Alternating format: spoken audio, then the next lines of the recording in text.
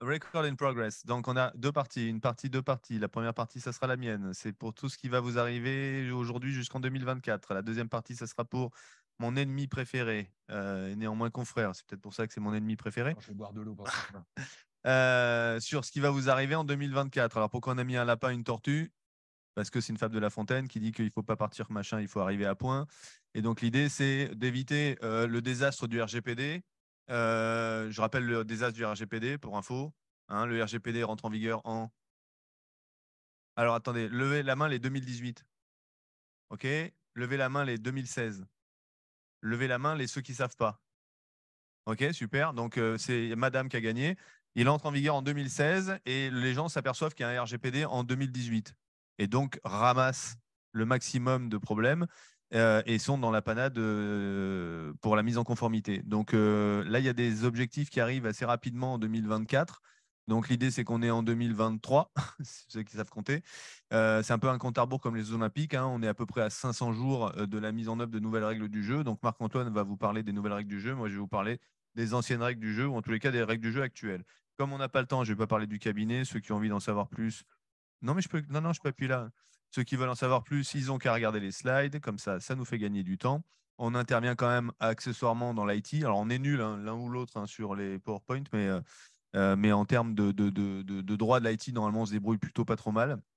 Donc, on intervient sur tout ce qui est informatique, télécom, Internet, mais évidemment, essentiellement en ce moment, sur des problématiques de sécurité des systèmes d'information, violation de sécurité, que ce soit en amont pour essayer de accompagner sur les modestes aspects juridiques, parce que c'est clairement pas avec le juridique qu'on va empêcher un rançongiciel. Ça serait lunaire, comme dirait le ministre de l'économie.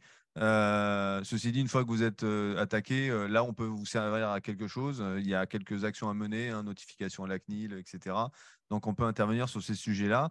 Et puis aussi sur la partie contractuelle avec les prestataires avec lesquels vous bossez vous-même. Parce qu'il y a des prestataires qui vous vendent des solutions de sécurité. Et le problème, c'est quand vous lisez les contrats, bah, vous n'avez plus qu'une envie, c'est de pleurer. Puisqu'ils sont responsables de rien ou de pas grand-chose. Puis si ils sont responsables de quelque chose, ben, ils ont mis une clause d'exonération en disant je suis pas responsable, je suis pas responsable, je suis pas responsable. Puis une fois qu'ils ont fait toute la liste de trucs dont ils n'étaient pas responsables, ils disent au fait, si un juge avait l'audace de me responsabiliser, de toute façon, je suis pas responsable. Et puis à la fin, si vraiment le juge y arrive quand même, ils disent bon, ben, je vous mets une clause en plus, c'est la clause de capping de responsabilité qui fait que je vous devrai jamais plus que le montant que vous m'avez versé. Bonne chance dans le monde de la sécurité. Si c'est ça que vous avez signé pour avoir du SOC ou des choses comme ça, bon courage pour la couverture des dommages et intérêts. En tous les cas, ce n'est pas mon propos. Mon propos, c'est qu'est-ce qu'on a aujourd'hui avant de parler de qu'est-ce qu'on a demain. Introduction rapide. Dernière en date ou pas, hein, en tous les cas, dernière en date connue, la ville de Lille. Voilà. Ça, tout le monde a entendu parler. Les chiffres de l'ANSSI, tout le monde a entendu parler. Alors là, il y a un truc qui est sympa. Enfin, sympa, je ne sais pas si c'est sympa, mais il y a une espèce de stabilité, de constante sur le rançongiciel. L'année dernière, on avait des pics de pollution. On avait des pics de pollution en janvier, en avril, en octobre. Peut-être qu'à ce moment-là, les pirates sont plus attentifs ou voilà, les retours de vacances ou anticiper les vacances, justement, parce qu'avril, on anticipe les vacances d'été, tu vois. Octobre, je pense qu'on anticipe les cadeaux de Noël. Là, tranquille, hein. On est tranquille. Tout le monde est stable. Donc il y a quasiment que ça. Et puis, les gens qui sont attaqués, alors moi, honnêtement, ça me fait frémir. Il y a plus de la moitié des attaques qui portent sur des PME et ETI, TPE, qui sont évidemment à poil, et j'ai pas d'autres mots, même si on enregistre la conversation, qui sont à poil en matière de sécurité. Donc, il y a un vrai boulot à mener pour nos amis consultants, toute ressemblance avec des ours étant fortuite. Mais il y a un vrai boulot à faire vis-à-vis des PME, TPE, ETI en matière de sécurité parce que c'est vraiment misérable. Et il y a un boulot considérable à faire au niveau des collectivités territoriales puisque c'est misérable aussi. À eux deux, ils font 63% des problématiques de rançongiciel. Donc franchement, il y a du travail avec tous ces gens. Alors ça, c'est la vision ANSSI, mais on peut avoir une vision CNIL aussi. La CNIL dit il y a eu l'année dernière 5 037 notifications de violation de sécurité, plus 79% des notifications. Alors, c'est à la fois étonnant et pas étonnant. C'est étonnant parce que 79, on se dit quand même, c'est beaucoup. En fait, il y a tous ceux qui n'avaient pas compris qu'il y avait le RGPD. Donc, même encore maintenant, quand vous dites aux clients, il faut notifier à la CNIL, ils vous disent oh là là là là là là, notifier à la CNIL. Et pourquoi pas parce que c'est la loi, du Ralex et de l'ex. Et puis 5000, c'est peanuts. En réalité, si on prend la réalité, on devrait être, à mon avis, à 790% d'augmentation et on devrait être à beaucoup plus d'attaques essentielles que celle de 5000 dont on a le chiffre. Ceci dit, c'est des chiffres qui valent ce qu'ils valent. Déjà, 5000 violations à traiter, sinon on n'en traitait que 10%, même à deux, hein, 5% chacun. On serait des avocats heureux, évidemment. L'avocat heureux, c'est celui qui vit du malheur de ses clients, évidemment. La vision opérationnelle, la nôtre, alors je ne sais pas si Marc-Antoine la partage, mais en moyenne, hein, nous, on a 2 interventions par semaine en matière de sécurité, 2 interventions sur des violations. Alors, soit des trucs mineurs avec des suspicions d'eux, soit des trucs majeurs avec des vraies violations. Ça nous arrive effectivement généralement le samedi à 19h, parce que sinon, c'est pas drôle. La plus belle que j'ai eue, c'était quand même le 23 décembre à 9h33. Voilà, ça c'est bien, parce que là, on est sûr qu'il n'y a pas grand monde, hein, puisque c'est la veille d'une fête nationale. Tout secteur confondu, il n'y a pas de petit, il n'y a pas de gros, il n'y a pas de. Voilà, toute taille. Il n'y a pas de public, il n'y a pas de privé. Et alors, les demandes de rançon sont ésotériques, mais ésotériques, hein. On voit qu'ils attaquent, en fait, sans savoir qu'ils attaquent. On a eu une petite boîte sur laquelle on a bossé avec Jean-Philippe. C'était combien la boîte de presse? C'était 1,5 million, non? Voilà, 1,2 million pour une boîte qui faisait, je sais pas, un petit million de chiffre d'affaires, un truc à tout casser. Non, plus que ça? Ouais, beaucoup plus? Oui, voilà, bah, c'est rien. 4 millions de chiffre d'affaires, 1 million de demandes. Là, j'ai une boîte, 500 millions de chiffre d'affaires, 350 000 euros de demandes. Cherchez l'erreur, quoi. Donc, et là, effectivement, après se posera la question de savoir s'il faut payer la rançon, mais ça, c'est un autre sujet sur lequel je n'interviendrai pas, parce qu'à chaque fois que j'interviens sur ce sujet, je me fais engueuler par Jean-Philippe qui dit mais tu devrais arrêter de dire qu'il faut payer les rançons. Donc, je ne le dis pas. Euh, le paradoxe juridique. Alors, le paradoxe juridique, c'est quoi? C'est que, en fait, vous allez tout doucement glisser du statut de victime à celui de coupable. Et ça, c'est vraiment une constante qu'on retrouve aujourd'hui. Comme dit, alors, les slides ne sont pas à moi, ce n'est pas une contrefaçon. Non, non, Voilà, ils ont été fabriqués par mon ami Marc-Antoine et qui m'a dit mais tes slides c'est de la merde, donc on va mettre les miens à la place. Donc vous avez un slide à moi, donc moche, et un slide à lui, donc beau. Donc je vais prendre le slide à lui, donc beau. Donc lui il dit bref, comme la répression de l'attaquant ne marche pas, la loi réprime l'attaqué négligent. Et c'est vrai. Aujourd'hui, la réalité, c'est que bah, tu vois, ça marche parce que monsieur a pris une photo de ton truc et il l'a pas. Vous pouvez refaire la même avec la mienne? Non. Ok, en tous les cas, c'est moi qui suis sur la photo, c'est le principal. Donc le paradoxe, c'est que l'attaqué, pardon, devient d'une certaine manière non pas attaquant, mais négligent. Et effectivement, on a d'abord une vie de tranquillité, de sérénité, puis après une vie plus compliquée. La première vie de vas-y, passe ces slides sympas, allez, vas-y, envoie. Euh, L'article, non, non, mais c'est vrai que c'est plus joli, hein. Bah, c'est quand même très imagé, hein, mais enfin, bon, bref. 323.1 du code pénal, tout le monde le connaît. D'ailleurs, madame aussi prend des photos, tu vois, as vraiment. En fait, tu vas faire mes slides à partir de maintenant. 323.1 du code pénal, tout le monde le connaît, ou presque. Accès frauduleux, maintien frauduleux. Mais est-ce que vous savez que depuis le 24 janvier 2023, on a modifié les tarifs syndicaux. Avant, on avait 2 ans pour un accès frauduleux, un maintien frauduleux. Maintenant, on a 3 ans. Avant, on avait 60 000 euros. Maintenant, on a 100 000 euros. Avant, on avait, quand on avait une conséquence sur le système ou les données, on avait 3 ans, on passe à 5. On avait 100 000, on passe à 150. Pour les attaques sur l'État, on était à 5, on passe à 7. En année de prison, on était à 150 000 euros, on passe à 300 000 euros. Franchement, c'est pas ça qui va empêcher les pirates d'être des pirates, mais en tous les cas, ça fait toujours plaisir. Deuxième élément qui est intéressant, vous avez l'article 323.2 qui, lui, vise l'entrave ou le fait de fausser le fonctionnement d'un système de traitement. Alors, j'ai oublié de vous dire, mais pour ceux qui ne le savent pas, mais je pense que tout le monde le sait, système de traitement automatisé de données, STAD, ça veut dire informatique, hein, voilà, pour faire simple. Mais nous, on aime bien utiliser des mots que les gens normaux ne comprennent pas. Donc, au lieu de dire système d'information, on appelle ça un STAD, c'est plus joli. Donc, le fait d'entraver et de fausser le système, c'est 5 ans d'emprisonnement, 150 000 euros d'amende. Qu'est-ce qui a changé récemment? Toujours la même loi, c'est qu'on a enlevé le mot frauduleusement. Ça ouvre du possible, hein, en termes de perspective juridique, puisque maintenant, c'est le fait d'entraver et de fausser le fonctionnement d'un système d'information. Et donc, ça aura nécessairement un impact sur l'analyse de la situation à la fois au niveau matériel, mais au niveau légal, comme on le fait.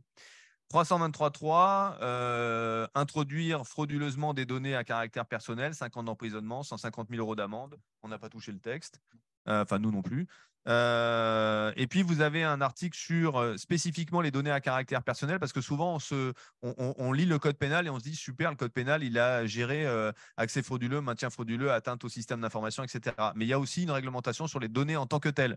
Le fait de collecter de données à caractère personnel par un moyen frauduleux, déloyal ou illicite est puni de 5 ans d'emprisonnement, 300 000 euros d'amende. Donc, on a quand même j'allais dire, une bonne palette des possibles hein, en tant que victime.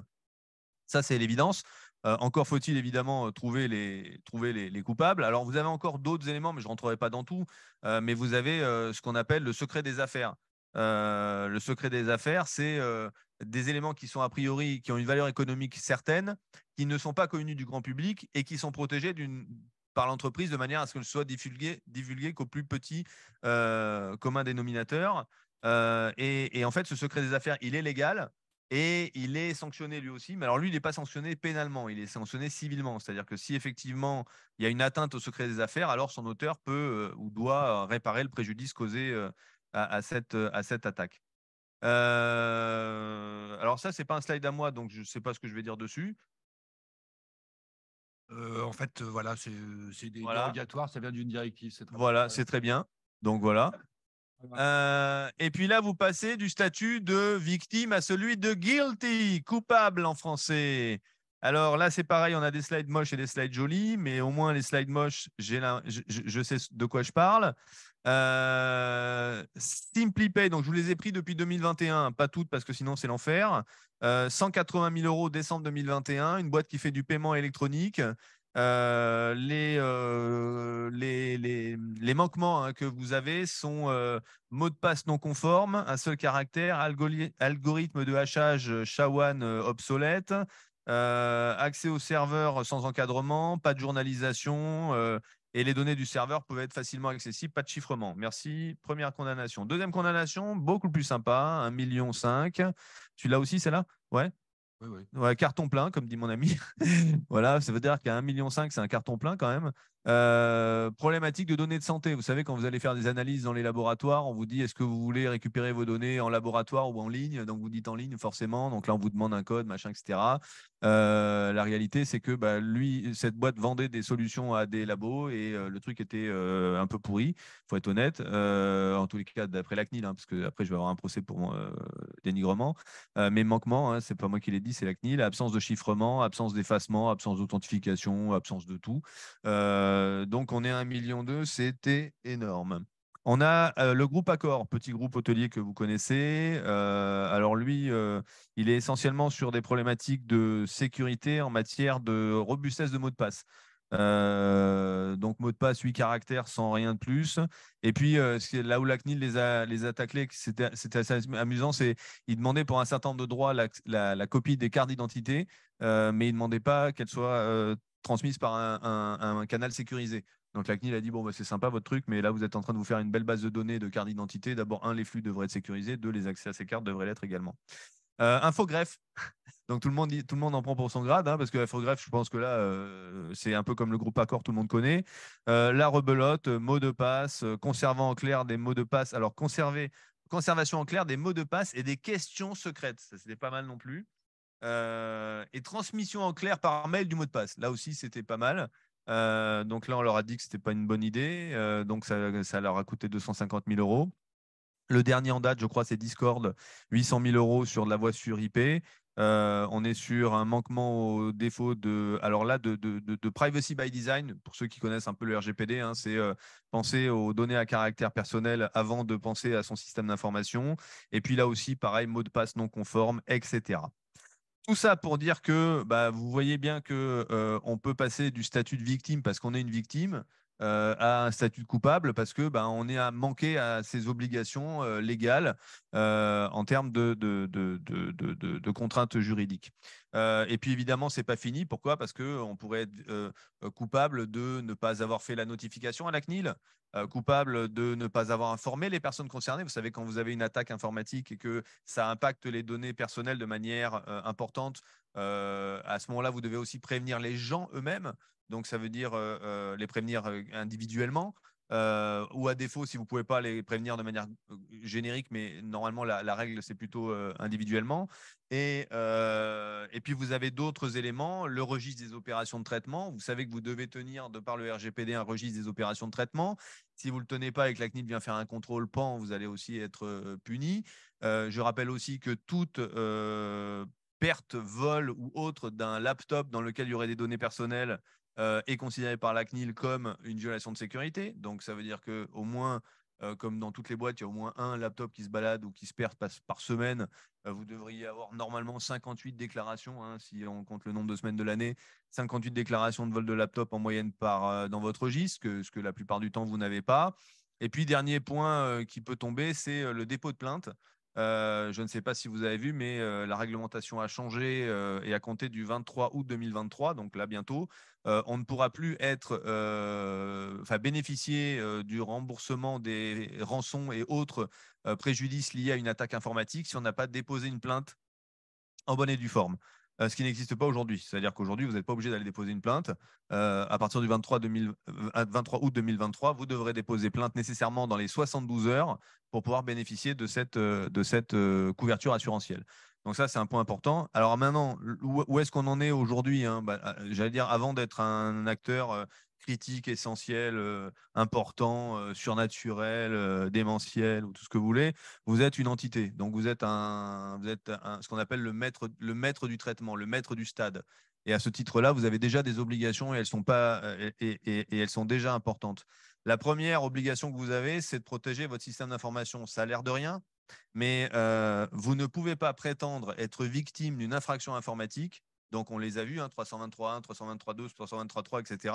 Même si vous chopez, grâce à Eric, même si vous chopez le voyou en question, vous ne pourrez pas agir au pénal si vous ne pouvez pas démontrer l'intention frauduleuse. Or, démontrer l'intention frauduleuse, c'est démontrer que la personne savait que l'environnement était sécurisé et qu'elle a bypassé les mesures de sécurité mises en œuvre pour intégrer le système d'information. Vous avez des jurisprudences, des très vieilles, des plus récentes, Tati, très vieille, l'ANSES, WizEvent et d'autres, dans lesquelles soit le prévenu a carrément été relaxé en disant il ne pouvait pas savoir que c'était un environnement sécurisé parce que ce n'était pas super sécurisé. C'est le cas de Tati. Et puis les autres, c'était pas vraiment c'était pas vraiment un rejet de toute forme de culpabilité, mais franchement, le truc était extrêmement atténué parce que justement le niveau de sécurité était assez mauvais. Donc c'est pour ça que je vous ai mis deux petits dessins qui sont à moi, hein, qui n'ont rien à voir avec mon ami. La différence, en fait, c'est la différence que vous faites entre rentrer sur une propriété privée dans laquelle il y a marqué chasse gardée, ne pas entrer, et des palissades et des fermetures dans tous les sens, et puis un champ dans la campagne où vous pourriez rentrer naturellement, même s'il appartient à quelqu'un. C'est un peu ça le niveau d'analogie qu'on peut faire, hein. C'est aussi bête que ça, c'est une balade à la campagne. Si vous rentrez sur un terrain et il appartient à quelqu'un, mais vous rentrez dessus, il n'y a pas de barrière, bah, on pourra vous demander gentiment de sortir, mais on ne pourra pas vous attaquer pour violation de propriété privée, par exemple. Si à l'inverse, vous rentrez dans un environnement sécurisé, fermé, là, pour le coup, ça sera bon. Et c'est la même chose pour l'assurance. L'assurance ne couvre plus aujourd'hui. D'ailleurs, il y a beaucoup d'entreprises qui sont en peine à trouver des assureurs. L'assurance ne couvre plus les entreprises qui ne sont pas avec un niveau suffisant. Alors, suffisant, ça ne veut rien dire, hein, c'est un mot de juriste, mais en tous les cas, suffisant par rapport à la couverture que l'assureur veut bien admettre. Deuxième. Et il y a quelqu'un en ligne qui demandait sur l'affaire Bluetooth. Ah ouais, c'en est une aussi, ouais, parmi d'autres. L'ANSES, c'était l'affaire. Ouais. L'obligation de sécurité vue données personnelles. Donc, vue données personnelles, c'est quoi? Vous ne pouvez pas ignorer en fait là la situation dans laquelle vous êtes, puisqu'en réalité, là, je vais garder le mien, puisqu'en réalité, mais je vous remettrai pour la photo, hein. D'ailleurs, je vous le remets, comme ça vous pouvez le faire. Voilà, super. C'est dans la boîte. Donc, l'obligation de sécurité vue données personnelles. Vous ne pouvez pas dire que vous ne savez pas. Voilà. Pourquoi? Parce qu'avant, on vous demandait de mettre en œuvre des mesures appropriées. Aujourd'hui, on vous dit de mettre en œuvre des mesures appropriées, mais on vous dit lesquelles. Donc avant, on pouvait être naïf. On pouvait dire je ne savais pas, ou j'ai pas lu, ou j'ai pas compris, ou la CNIL n'a pas été explicite, etc., etc. Ça ne marchait pas à tous les coups, mais des fois, ça marchait. Là, maintenant, ça ne marche plus. Et là, on a 3 niveaux plus 1. 3 niveaux. 1, chiffrement, pseudonymisation. Voilà. 2, les moyens de nature à garantir l'intégrité, la confidentialité, la disponibilité et la résilience. Donc, on va être sur des niveaux de PCA. Et puis, le petit c, les moyens permettant de rétablir la disponibilité des données, on va être sur des PRA. Et puis, à la fin, on va tomber sur un 4e qui est le 3+1. Pourquoi? Parce que on va devoir mettre une procédure visant à tester, analyser, évaluer régulièrement l'efficacité des mesures techniques mises en œuvre. Donc, ça veut dire qu'on doit mettre en place les 3 mesures, mesures de sécurité, PRA, PCA, plus un audit de tout ça, ce qui représente le schéma de dessin animé. Ne pas oublier l'obligation d'avoir une analyse d'impact. La CNIL a publié ce matin ou hier, je crois que c'est ce matin, c'est hier.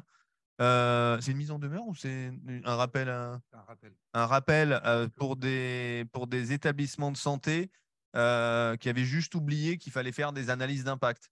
Alors, je rappelle l'analyse d'impact, hein, c'est une obligation particulière du RGPD qui fait que quand vous avez un traitement qui comporte des données notamment sensibles, mais pas que, ou quand vous rencontrez plein de critères qui se multiplient par 4 et qui se divisent par 12, racine carrée de 22, vous êtes obligé de faire une analyse d'impact. Une analyse d'impact, c'est quoi? C'est un boulot qu'on fait à 2 ou à 3. Souvent, on le fait à 2 avec Jean-Philippe. Hein, j'ai rien contre les autres, hein, mais j'aime bien Jean-Philippe. Le PIA, c'est un boulot de juriste et de technicien, c'est-à-dire de juriste, parce qu'il faut qu'on regarde comment est structuré le traitement, notamment est-ce qu'il y a des sous-traitants, oui, non, est-ce qu'on a géré les contrats avec les sous-traitants, est-ce qu'on a géré les données, la purge des données, la durée de conservation, est-ce qu'on a géré la minimisation. Bon, ça, c'est un truc de juriste. Et puis, c'est un truc aussi de spécialiste en cyber. Pourquoi? Parce que derrière, il faut qu'on sache si les mesures ont été prises de nature à limiter au maximum les risques d'altération, d'intrusion, d'accès frauduleux, etc., etc. Et il y a énormément de PIA à mettre en œuvre. Il y en a évidemment pour les acteurs dans le domaine de la santé, mais pas que. Dans le domaine de la banque, par le brassage des données, la sensibilité des données, mais on peut en avoir même dans les entreprises, suivant le type d'entreprise dans lequel on travaille. Si vous êtes, je ne sais pas s'il y a des collectivités territoriales, des mairies par exemple parmi nous, les mairies, quand elles gèrent des logements sociaux, elles doivent faire un PIA. Les mairies, quand elles gèrent un CAS, elles doivent faire un PIA. Enfin bref, il y a quand même énormément à faire au niveau des PIA. Et d'une certaine manière, j'allais dire, il vaut mieux faire un PIA même quand on ne sait pas trop si on doit en faire un et où en faire un par sécurité, parce que ça permet souvent de lever des lièvres, justement, et de vérifier que la situation est bonne. Et c'est quand même plus intéressant qu'une simple audit de sécurité, parce que ça permet d'absorber la partie juridique, ce que vous n'absorbez pas quand vous faites une analyse de pure sécurité. Évidemment, vous avez à gérer vos sous-traitants. Les sous-traitants, c'est quoi? C'est des prestataires qui bossent pour vous. Donc, essentiellement, dans le domaine informatique, c'est tous les prestataires qui vont travailler pour vous et qui vont avoir accès à vos données. Même s'ils y ont accès juste parce qu'ils y ont accès, hein, en admin, par exemple, vous avez ce genre de choses. Et là, le RGPD est extrêmement clair. Il dit, tu dois t'assurer que le prestataire avec qui tu travailles est conforme au RGPD. Ça veut dire qu'il ne peut pas y avoir de choix d'un sous-traitant qui n'a pas été qualifié par le responsable de traitement. Comment on qualifie un sous-traitant? Eh ben, on lui pose des questions, d'accord? Et on ne lui demande pas, est-ce que tu peux me confirmer que tu es conforme au RGPD? Parce que ça, il vous répond oui, voilà. Et en fait, ça sert à rien. Et la CNIL vous dira, écoutez, vous êtes un benet, quoi. Qu'est-ce que je vous dise? Et un benet, ça se punit aussi, hein, voilà. C'est pas un cas d'irresponsabilité d'être un crétin, c'est juste aggravant. Et puis la deuxième, c'est que vous avez l'obligation d'avoir un accord avec ce prestataire. Et l'accord, c'est un accord formel. C'est ce qu'on appelle un DPA, un Data Processing Agreement, appelé aussi ça en français dans le texte annexe RGPD, qui fait que dans le contrat que vous avez avec votre prestataire, vous devez avoir l'ensemble des dispositions qui sont fixées par le RGPD pour pouvoir traiter ce sous-traitant. Voilà les points qui font que vous avez besoin de mettre en œuvre des mesures de sécurité et que si vous ne mettez pas en œuvre ces mesures de sécurité, vous allez vous retrouver responsable. Et puis après, parce qu'effectivement, il faut passer la main à mon confrère, néanmoins ami, les cas particuliers des acteurs critiques, essentiels, importants. Donc, il reviendra sur les définitions de critiques, essentiels, importants, dans lesquels, honnêtement, c'est une espèce de marasme juridico-technique dans lequel on n'est pas sûr d'arriver à s'en sortir. Mais en tous les cas, il est intéressant de savoir qu'en fait, il y a deux grandes familles. Il y a la famille des gens normaux, voilà, qui sont soumis à tout ce que je viens de dire, hein, sécurité by design, privacy by design, obligation de mettre en œuvre des PIA s'il y a besoin, sécurisation de toute façon du système dans tous les cas. Et puis, il y a les gens un peu hors normes. Donc, les gens hors normes, il y a les installations d'importance vitale ou les installations d'importance vitale ou OIV. Non, il va me la refaire. Non, je ne vais pas y arriver. Non, donc les opérateurs d'infrastructure vitale qui sont, elles, dans le code de la défense. Alors, qui est-ce qui est OIV ici? Ouais, je les attends à chaque fois. C'est pas secret défense, hein, c'est non public. Bah, Et donc, c'est il pas peut. secret défense, Donc, c'est on ni lève. secret ni rien. Donc, on lève pas la main. Donc, on lève pas la main. Bien. Ouais, c'est ça. Voilà. Donc, ça, c'est plutôt sympa. Donc, vous savez que le Premier ministre peut édicter des règles particulières, que l'ANSSI doit éditer des règles particulières et qui vont vous permettre. Il veut absolument passer ses dessins. Allez, vas-y. Non, non, non, non. Donc ça, c'est le premier point. Vous avez alors à pas confondre les OIV avec les OSE. Alors là, c'est pareil, hein, comprenne qui pourra. Les opérateurs de services essentiels, qui eux vont nous amener plutôt sur la problématique des opérateurs télécoms, réseaux et autres. Donc là, on retrouve à l'intérieur de ça plusieurs règles un peu plus détaillées que sur les OIV, notamment tout ce qui est contrôle par l'État, de la gouvernance de la sécurité des réseaux, de la protection des réseaux de systèmes, la défense des réseaux et systèmes d'information, la résilience des activités. En fait, ce qui est intéressant surtout de comprendre, c'est que dans chacune de ces lois, vous avez des dispositions spécifiques en matière de sécurité des réseaux et systèmes d'information. Donc, c'est ça qui est intéressant, c'est que ça impacte directement vos activités, puisque en tant que responsable sécu pour les uns et pour les autres, c'est à vous que s'adressent finalement ces textes et ces obligations. On l'a pour les fournisseurs de services numériques, singulièrement les places de marché ou les plateformes, les moteurs de recherche, le service cloud, qui, je le rappelle, service cloud est un peu dans l'œil du cyclone. Je faisais une conférence juste avant d'arriver avec la CNIL, qui a rappelé qu'en 2023, parmi ces éléments de contrôle, elle maintiendrait ce qu'elle avait demandé en 2022, c'est-à-dire les opérateurs cloud en particulier. Et puis, vous avez des extraterrestres. Hein. Alors, ils sont ni importants, ni essentiels, ni tout ce qu'on veut, mais ils sont considérés comme étant critiques au regard de la réglementation. C'est par exemple le cas des prestataires de services de confiance que vous retrouvez à travers le règlement IDAS. Alors, pour l'instant, le IDAS 1, on attend le IDAS 2. Et ces opérateurs, eh bien, ils sont eux aussi tenus à des obligations de sécurité particulières. Voilà, le prestataire de services de confiance qualifié ou non qualifié prennent les mesures techniques et organisationnelles adéquates pour gérer les risques liés, etc. etc. Alors, le problème, c'est que c'est toujours adéquat, approprié, etc. Et que derrière, évidemment, il faut que vous ayez les clés de lecture qui vont avec. Et puis, ces opérateurs font l'objet d'audits. Donc, un peu comme les collectivités territoriales ou les acteurs publics peuvent faire l'objet de contrôle d'audit par l'ANSSI, les PSCE, les PSCO pardon, le font également. Donc, il y a effectivement ce statut tout à fait particulier.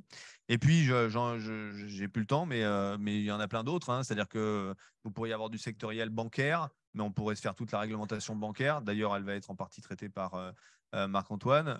La réglementation particulière santé, la réglementation particulière des entreprises de type Céveso 2, entreprises polluantes, etc. Les infrastructures nucléaires. Enfin bref, il y a tout un tas d'ensembles sur lesquels on peut travailler ensemble avec grand plaisir. Et vous trouvez ça compliqué moi aussi d'ailleurs.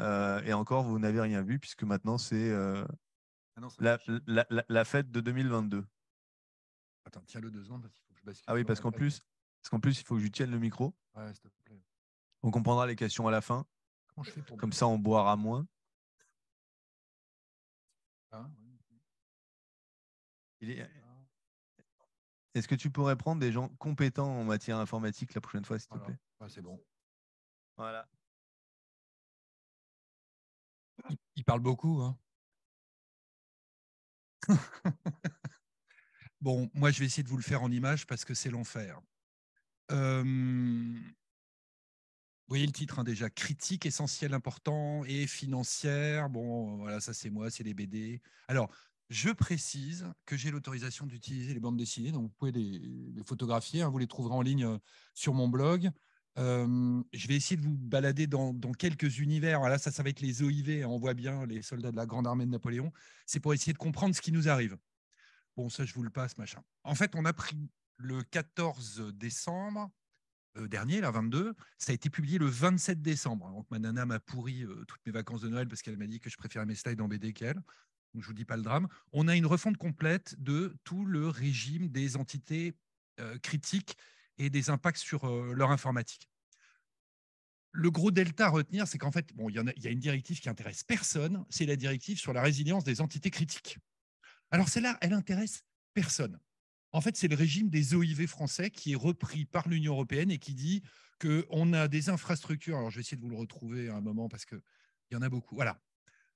L'Europe a compris. Donc, on est parti de 2020. Hein, c'est l'époque où on a commencé à prendre ces textes. Les Anglais sont sortis de l'Union européenne. Donc, on arrive à légiférer à nouveau. Parce que les Anglais ont freiné à mort, poussé à fond par les Américains, pour qu'on évite les réglementations bancaires, les réglementations informatiques, parce que c'est du pognon, ça sert à rien et c'est pas business friendly. Bon, l'Union européenne a compris que ça allait pas bien se passer.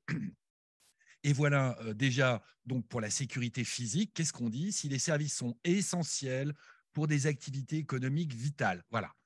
Donc, je ne vais pas vous faire 150 ans là-dessus, vous allez voir pourquoi je vous en parle, mais globalement, voilà, on avait la loi sur les OIV, vous avez toutes mes slides qui seront en ligne, j'insiste pas. Ce qu'il faut que vous compreniez, c'est que donc, ça vient d'être voté, ça va être en application pour octobre 2024. Donc, on a encore un peu le temps d'anticiper. Là, globalement, pendant 6 mois, là, jusqu'aux vacances d'été, tout le monde va dire ah bon, il s'est passé un truc. Puis à partir de septembre, on va s'agiter. Et puis à partir de janvier prochain, on va appeler tout le monde. Et tout d'un coup, on va avoir trop de boulot. On va monter les prix. On va nous traiter de voleurs. Enfin bon, bref, je parle de nous, les avocats, hein, qui allons ramer pour toutes ces conneries. Donc, ça va être gratiné. Ce qu'il faut que vous compreniez, c'est que quand on est concerné par donc les entités critiques, alors j'ai essayé de vous le mettre en rouge hein, pour qu'on arrive à s'y distinguer. Quand on est entité critique, c'est purement physique. On va surveiller le personnel, on va surveiller qui accède à quoi, qui accède à l'information, et on va sécuriser les locaux. Okay, mais ça, ce n'est pas NIS 2. Le problème, c'est quand vous êtes entité critique, c'est dit dans la directive NIS 2, directement, vous êtes NIS 2 aussi. Ce qui veut dire que vous vous faites classer entité critique, donc décision unilatérale des États membres. Bon, on va prendre une loi de transposition, on s'en fout, très bien. Donc, on va prendre la loi. Ensuite, l'État vous désigne entité critique. Entité critique, ça veut dire sécurité physique. Et dans la foulée, et pour la même date, sécurité numérique obligatoire. Et donc, on prend NIS 1 et on bascule sur NIS 2, qui est quand même un petit peu plus violent. Oui, j'ai essayé de vous faire des slides, vous voyez, très épurés. Ça, c'est pour faire plaisir à Loïc parce qu'il trouve que quand il y a trop de mots dans mes slides, on n'arrive pas à suivre. OK, le niveau de sanction. Alors, pour l'instant, on ne sait pas. Ça va être dans la loi de transpo. Mais enfin, quand vous voyez effectif, proportionné, dissuasif, globalement, ça sent le sapin, ça ne va pas bien se passer. Et vous allez voir sur NIS 2, le niveau de sanction, il y a de la nouveauté, donc j'insiste pas trop. Juste les secteurs d'activité concernés, parce que à un moment, vous allez vous dire, est-ce que ça me concerne moi, hein, que vous soyez RSSI, DSI, ce que vous voulez, OK, énergie, transport bancaire, infrastructure financière, santé, regardez, hein, soins, laboratoires, recherche, fabrication, pharmacie, distribution, l'eau potable, les eaux usées, les infrastructures numériques, ça j'y reviens tout à l'heure, administration publique, espace, alimentaire. En clair, le marché de Rungis arrête de fonctionner, n'est pas surveillé. C'est une catastrophe au niveau national. Rungis, ils sont opérateurs d'importance vitale pour l'instant. Ce sont ce type d'infrastructures qui sont visées sur la sécurité physique. Bon, alors, j'insiste pas. L'État doit faire une stratégie, une analyse de risque. Regardez. Risque naturel et d'origine humaine, accident, catastrophe naturelle, urgence de santé publique. Alors, il y a les menaces hybrides. Je ne sais pas ce que c'est, moi, mais bon, c'est bien. Et les infractions terroristes. Ça, tout de suite, ça revient. On reste sur le physique, désignation obligatoire, je vous passe le machin, la liste. Alors, je vais vous expliquer comment ça se passe pour les OIV, parce que c'est à peu près la même chose. Donc, dans le régime actuel de la loi sur les OIV, l'arrêté de désignation d'OIV n'est pas publié. Il n'est pas secret défense, il n'est pas, d'ailleurs, on dit plus secret défense, on dit secret ou très secret. Ce n'est pas public, on ne sait pas, mais globalement, vous avez un motard de la gendarmerie qui arrive, sauf erreur de ma part, ou de la police, d'ailleurs, on ne sait pas. Et c'est le type de la police aussi, non? Bon, on ne dira pas alors. On ne dira pas. Ça, par contre, c'est la slide. Alors, je n'ai pas modifié le dialogue. Hein. Ça, là, on est dans le. Comment ça s'appelle ça? Les souvenirs de la Grande Armée. Donc, c'est la slide originale avec le dialogue original. C'est à la charge financière de celui qui se fait, j'allais dire, dénoncer, qui se fait classer par l'État. Donc, ça vous tombe dessus, c'est à vous de dégager le budget. Point. Ça, c'est pour la partie physique. Et la partie physique, allez, bon, il y a des délais à la con, voilà, faut faire des analyses de risque, voilà. Voilà. Ça, c'est tout ce qu'il faut faire. Je vous l'ai mis juste en une slide, puis après, on va passer à Nice 2. Protection physique adéquate, hein. Des locaux, infrastructures critiques, sécurité liée aux personnes, des procédures, des machins, des trucs, sensibiliser. Bon, bref. Ceux sur qui ça va tomber, ça va être sévère. Donc, c'est octobre 2024 et vous avez 9 mois pour faire votre analyse de risque et déployer derrière. Mais ça, c'était du bonheur. Et là, on va attaquer le violent. Nice 2. Nice V2. Alors, donc, Nice V2, ça rentre en vigueur à la même date. Donc, on a 18 mois. Le risque de sanction. Alors, Nice 1, vous avez peut-être entendu parler un peu de la directive Nice 1 qui a été transposée en français. Ça n'a pas marché, pourquoi? Je vais vous montrer. Les sanctions sur Nice 1, c'était uniquement sur le dirigeant et c'était 125 000 euros. Et qui pouvait poser les sanctions? C'était, tout le monde disait, c'est l'ANSSI qui va mettre les sanctions. Or, l'ANSSI n'a pas le pouvoir légal de poursuivre comme peut l'avoir la CNIL ou l'autorité des marchés financiers. Donc, ça n'a pas marché très bien. Eh bien voilà, aujourd'hui, enfin demain, donc il y a entité critique, alors il faut que je m'y retrouve, entité importante ou entité essentielle. Bon, globalement, ça marche de la même manière. Je vous rappelle que dans les RGPD, le niveau de sanction, c'est jusqu'à 4% du chiffre d'affaires. Là, ils ont inversé les choses. C'est au moins 1,4% du chiffre d'affaires, sans plafond. Et là, c'est pour les importants et pour les essentiels, c'est au moins 2% du chiffre. Sans justification des poursuites ou du montant de la condamnation. En clair, si vous ne faites pas le job, vous allez en prendre plein la tête. Okay? Sinon, ça ne marchera jamais et on le sait. Et pour comprendre, selon que vous soyez essentiel ou critique, aujourd'hui, il y a un niveau de seuil qui est pas facile à comprendre. Je vous passe les détails. Vous voyez, l'héroïne, elle est un peu énervée. Vous irez voir. En fait, en clair, comme aujourd'hui, moi, ça fait quand même un mois que je travaille sur ce texte pour essayer de comprendre, c'est, pardon l'expression, c'est invitable. Franchement, c'est écrit, on se demande qui a fait ça. Les autorités de contrôle, au bout d'un moment, ne vont pas se poser de questions. On va dire, toi, c'est au moins 1,4% de ton chiffre, toi, c'est au moins 2%. On va commencer à 2% pour tout le monde. Et puis, on va voir ensuite. Puisqu'on n'a pas besoin de se justifier et qu'on dit que c'est au moins 1,4 ou 2, on va taper sur 2% du chiffre d'affaires de l'exercice fiscal de l'année précédente, machin. Donc, le niveau de sanction, ça va commencer à faire bouger tout le monde.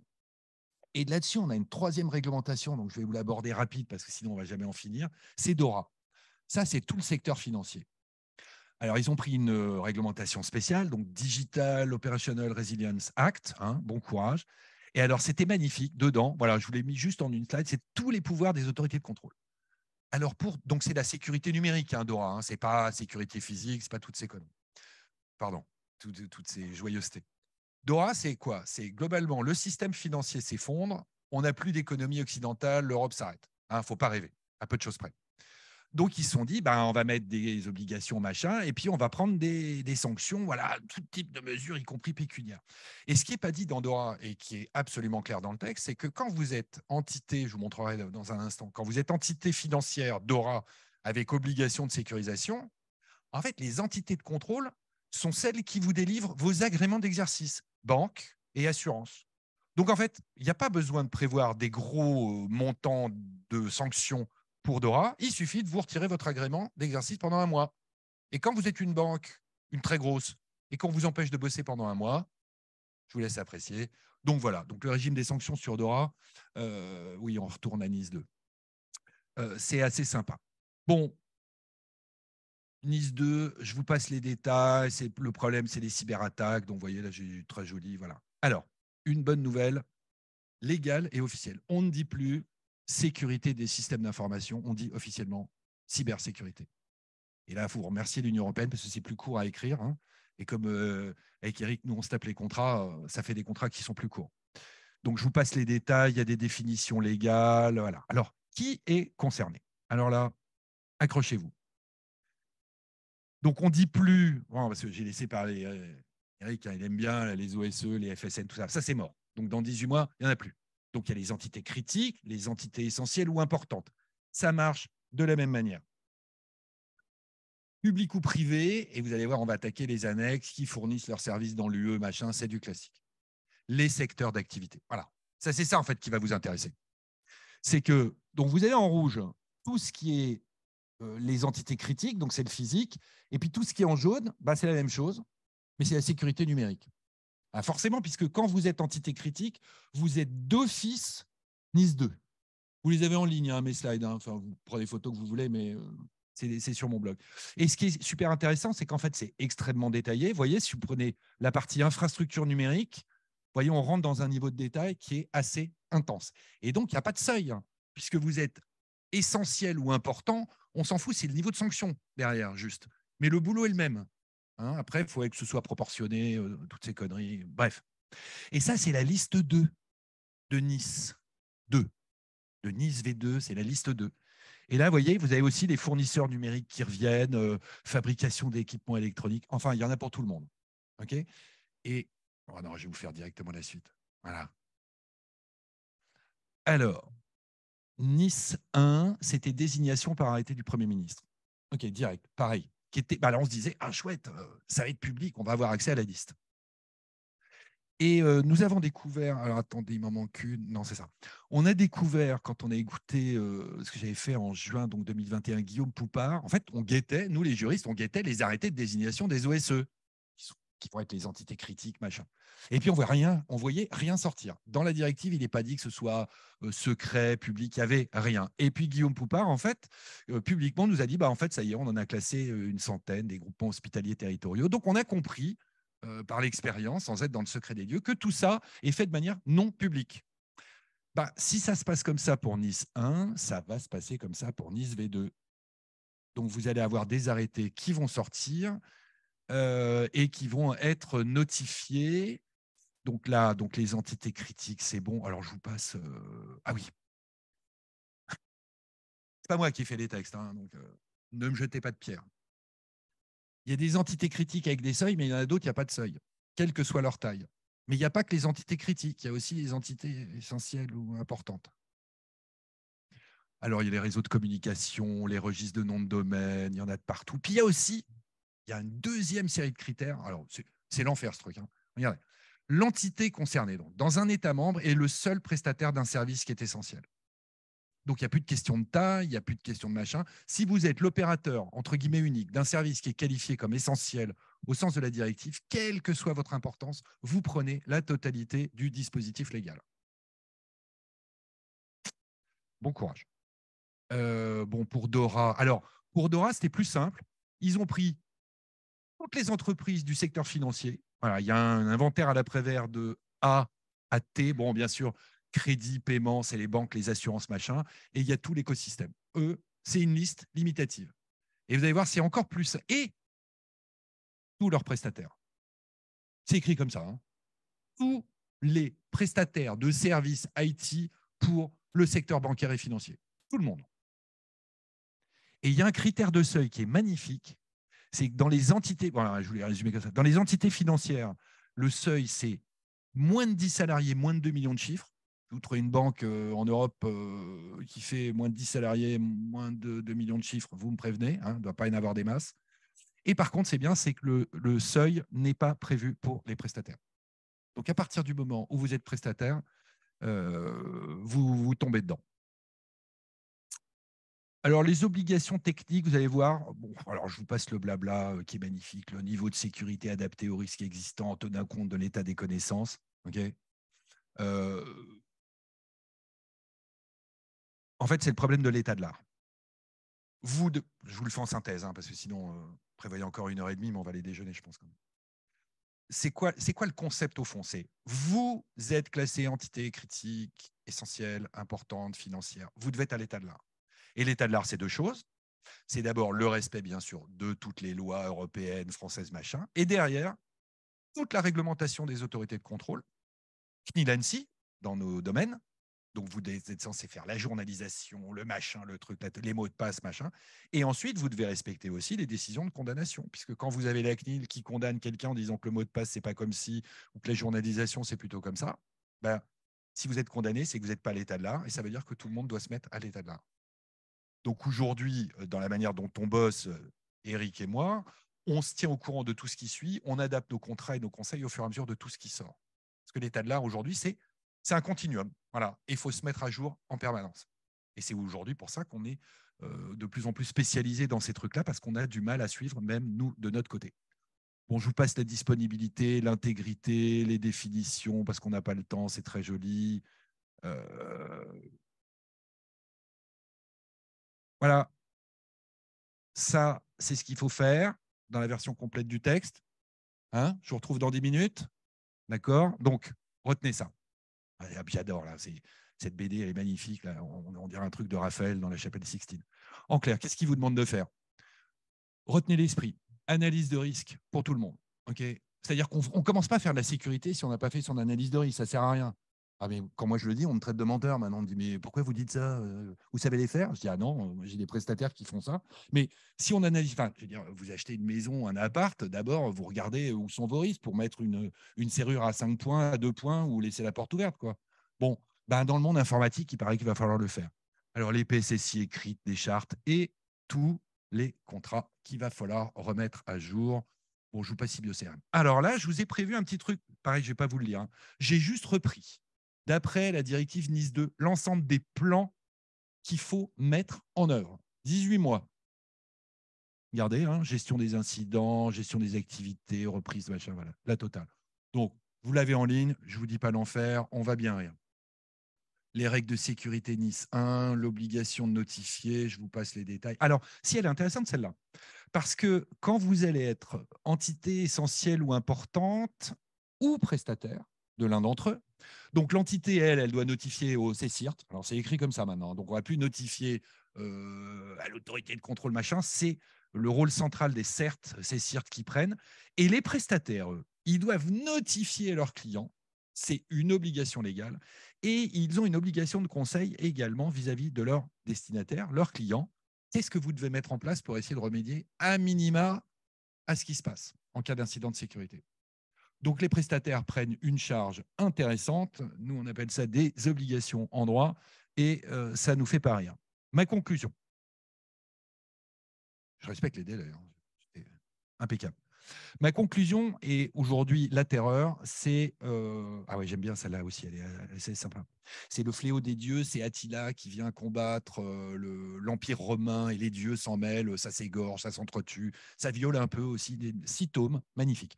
Donc vous avez une idée de ce que ça donne en dessin. Évidemment, tout Nice 2 vous dit cyberattaque, menace cyber, risque cyber et supply chain attack. Okay, bon, le grand exemple, c'est SolarWinds. On a pas mal discuté là-dessus sur nos limites sécu. Et en clair, sont considérés comme des fournisseurs dans la supply chain IT. Là, j'ai été reprendre juste ce qu'il y a dans la directive.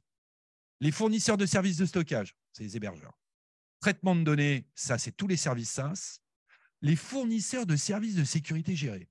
Ça, c'est tous les EDR, tous les machins. Dès qu'il y a un peu de truc qui est en ligne, on va interroger les bases de données, c'est tout le monde. Et les éditeurs de logiciels. Donc, dès que c'est du on-prem, boum, vous êtes dans la supply chain IT, donc vous êtes censé respecter tout ça. C'est-à-dire tout le monde. OK. Donc, moi, je peux me faire plaisir en vous disant que ça va me faire du boulot. C'est juste écrit dans les textes. Les accords contractuels, machin. Alors, c'est la dernière slide. Après, je vous fais une salle de conclusion. C'est écrit. Attends, bouge pas. 21.3, directive Nice 2. Attendez, quel truc, j'arrive pas. Ah non, pardon, je l'ai devant. Voilà. Vous êtes entité écrite. Oui. La technique, c'est Je suis compliqué. qu'avocat, hein, excusez-moi. Et je n'ai pas picolé encore. Les entités donc essentielles, critiques, tout le monde, quoi. OK. Il est dit en tout ça. Vous devez donc vérifier la qualité de vos prestataires, s'ils travaillent bien et tout. En bas, y compris leur procédure de développement sécurisé. Moi, si je mets ça dans un contrat aujourd'hui, je me fais déchirer direct. Hein. On dit développement quoi? Sécurisé? Mais sécurisé par qui? Ben, par vous. Et pourquoi faire? Pour que ce soit plus sûr. Oh oui, il faut qu'on réfléchisse. D'accord? Je n'ai pas besoin d'insister. Chaque fois que je dis ça à Jean-Philippe, ça le fait rigoler, lui. Voilà. C'est ma slide de synthèse. En clair, moi, côté juriste, qui fait un peu de la cyber, de la sécurité, tout ça, tous ces machins, je vois juste une chose, c'est qu'il va falloir mettre tous les contrats au carré, parce que quand les autorités de contrôle vont arriver, Eux c'est cool, hein, leur boulot. Bon, techniquement, ils vont voir si ça tient la route. Puis après, la CNIL fait pareil. Ils sortent les contrats et ils lisent, hein, s'ils savent lire. Hein. J'allais dire une bêtise. C'est la partie facile du boulot. C'est la partie documentaire. Or, vous savez très bien dans vos métiers, il faut documenter, machin, les trucs. Okay. Documenter chez les juristes, c'est les contrats. S'il n'y a pas les annexes dans vos contrats, si vous ne mettez pas des obligations à tout le monde, ben, il ne se passera rien. Donc, on va mettre dans les contrats. Les contrats, ils vont être prêts quand? Et ils vont être respectés quand? Parce qu'à la limite, vous mettez dans... Moi, j'ai des clients, je leur dis, tiens, tu dois faire ça. Ils me font, mais je ne vais jamais le faire. Je dis, écoute, il faut que tu le fasses. On va le mettre dans le contrat. D'accord, mais je ne vais pas le faire. Je dis, écoute, si on ne le met pas, tu es fautif. Si on le met, c'est pas mal. Et si tu le fais, c'est mieux. Non, mais moi aussi, je sais que le Père Noël arrive entre le 24 et le 25 décembre. Hein. Mais si vous ne l'écrivez pas dans vos contrats, vous êtes négligent. Hein, c'est QFD, ce qu'on a vu tout à l'heure. Et si vous ne le faites pas, vous êtes négligent aussi. Donc, à un moment, au moins 2% du chiffre d'affaires. C'est la seule méthode qu'on ait trouvée dans un régime capitaliste. Vous avez d'autres méthodes en Russie ou en Chine, donc je passerai côté démocratique. Mais c'est le pognon qui fera avancer tout le monde. Donc, il y en a un moment qui va se faire prendre. Alors, Dora, les banques qui vont se faire prendre à ça, ça va pas les faire rire. Donc, ils vont se mettre au carré assez vite. Mais tous les autres, ça va être la pression financière. Et puis, les autorités de contrôle, suivez mon regard. Décidément, je n'ose plus regarder personne ici, qui vont finir par s'en donner à cœur joie. Parce que si on ne fait pas un effort majeur, il ne se passera rien. J'avais encore une dernière slide, mais ça ne marche plus. Donc, on s'en fout. J'ai été désactivé. Bon, voilà. Bon, enfin, voilà. Donc, bon courage. C'est en ligne, hein, entièrement. Vous allez sur technique et droit du numérique, cherchez le post d'aujourd'hui. Vous avez la version longue, hein, puis après, je republie en épisode. Je vous ferai le droit du CCIRT, tout ça. Et je réponds à vos questions, mais sous la torture. Merci beaucoup. Alors, pas d'applaudissements tout de suite. Parce que les avocats m'ont dit on ne prend pas de questions si on n'a pas une standing ovation. Alors, 3, 2, 1. Il m'énerve.